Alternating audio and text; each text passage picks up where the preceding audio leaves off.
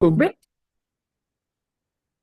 Okay, so I have Coach Wiley here, who's the AP at Monroe High School. We worked alongside, and so the part of this presentation is to talk about creating an ethical organization that's built on ethical problem solving. One of the one of the most important um, part of an ethical organization that we take time to go through multi-tiered, multi-step solutions in order that we create fairness when making our decisions. I think oftentimes in the heat of the moment, we make decisions on the spur, and sometimes it may not be fair. So going through this module helped me to understand what ethical decision making is, and that making sure that the decision that we make on a daily basis, regardless of the situation, we go through due process when we're handling our students. Part of the presentation tonight, we'll talk about these four paradigms that served as like the basis for our decision making. And so the ethical justice, which talks about making sure decisions are lawful, fair, and policy driven.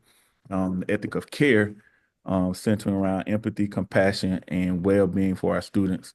The ethic of critique, which means we challenge those systems that are oppressed, biases and inequity within education, and the ethic of profession, maintaining ethical code and professional norms. And for us in education, I know we are governed by the code of ethics.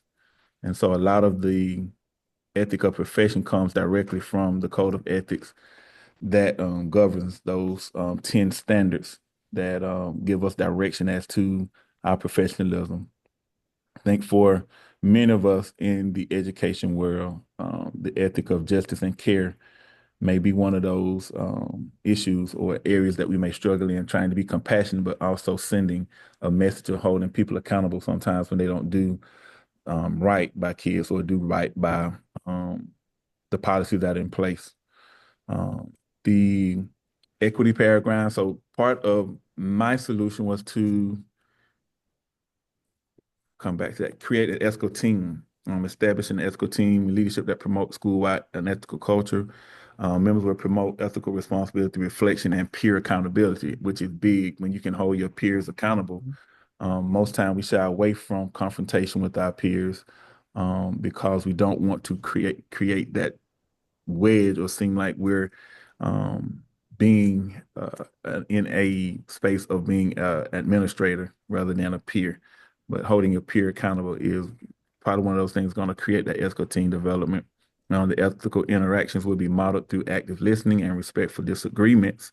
Respectful disagreements. Everybody might not always agree, but to agree to disagree. And so those are some of the things we look for is creating that ethical development team. I'm gonna go back because this is one of the when I looked at this book, it talked about the dark side of leadership.